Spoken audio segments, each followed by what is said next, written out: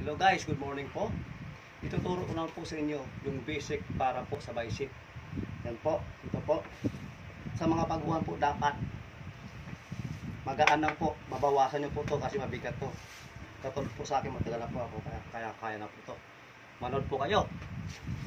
Ito po, una po, bicep alternate po. Yan po, dito po.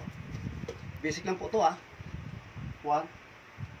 yan, 2, 3, yun po. Count po kayo 1 to 15, 3 times po. Ang sunod po dito is upo po kayo.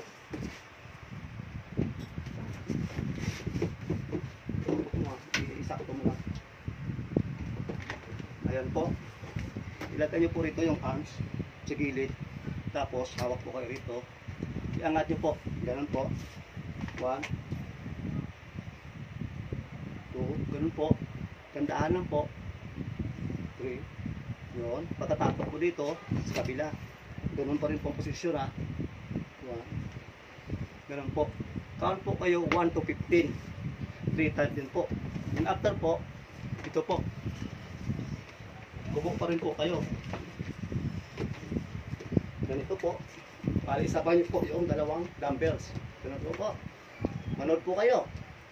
Para po to sa may mga trabaho, may mga edad. Nawala po kayong time sa papunta ng gym. Sa bahay po, pwede nyo po magawa pag mayroon po kayong dumbbells. Yung katulad ganito. Yun po, sabay nyo lang po. 1, 2, landahan ng pababa. 3, yun. Counted po kayo ng 1 to 15. O, sana may natutunan po kayo Bicep po yan, para po dito. Yan po.